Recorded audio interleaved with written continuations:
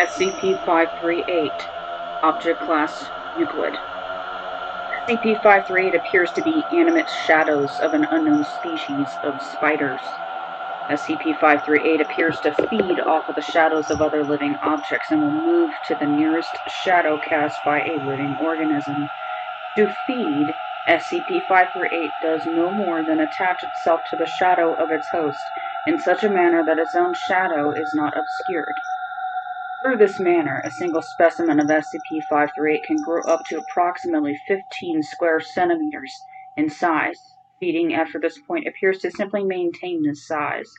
The whole process has so far proven to be harmless to the host.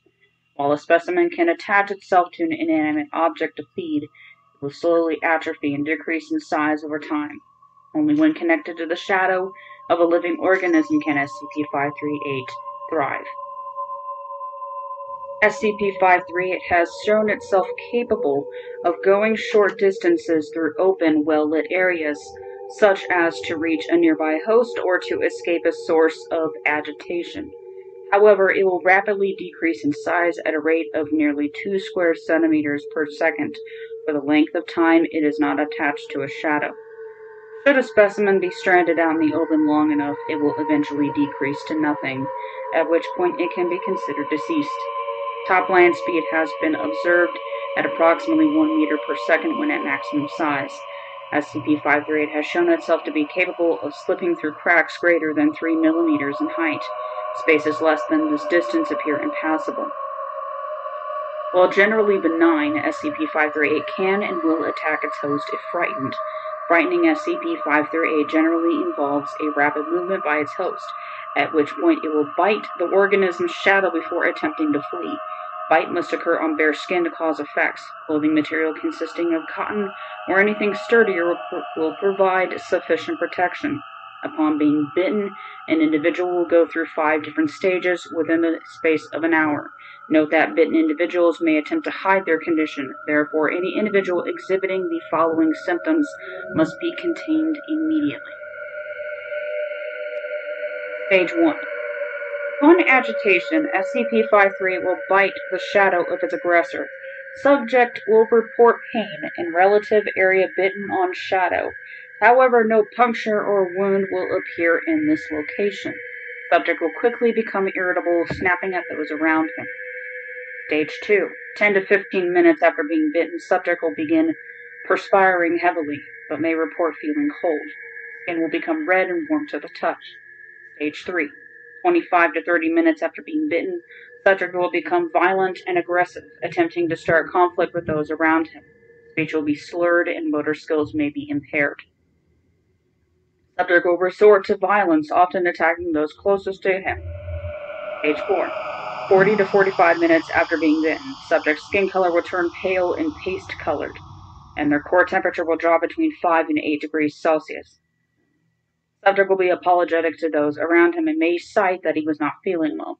Subject will attempt to excuse himself and retreat to a darker area. Stage 5. 55 to 60 minutes after being bitten, subject will... Resulting fluid will be completely translucent and harmless. Subject's shadow will have at this point completely disintegrated into smaller specimens of SCP-538, approximately 4 square centimeters in area, and for the lack of a better term should be considered its offspring. There is currently no cure for being bitten by SCP-538. Death has proven to be ineffective at halting advancement of the condition, but rather skips the process directly to Stage 5. Addendum 538-A. As a result of Incident I-538-A, no fewer than 2 security personnel equipped with 250-watt flashlights are to be sent in to accompany Doctor examining Class D. Incident Report I-538-A. Site Sector Containment Chamber 538. Doctor enters Containment Chamber 538 for a routine checkup of D-7821, equipped with standard issue, fully sealed hazardous materials suit. 2 minutes and 23 seconds into examination, attack by the Chaos Insurgency cuts power to sectors through. As per protocol, chamber completely sealed and locked, trapping Doctor inside with SCP-538. Power remains cut off for an additional 23 minutes until backup generators are powered up and patched into the power grid. As per protocol, power was not routed to SCP-538's containment cell, but rather to sector containing at the time. Power subsequently routed through to the next highest level priority containment cells. As SCP-538 was sufficiently contained at the time, it was deemed minimum priority. No major containment breaches were reported. Attack repelled quickly and with minimum casualties. Site engineers worked to restore power. 18 hours after a Chaos Insurgency attack, power finally reaches SCP-538 containment cell. A sobbing doctor is escorted from the chamber, claiming he could feel them crawling all over him. Doctor undergoes psychological therapy for his newfound arachnophobia. Containment protocol updated. Doctor was reassigned.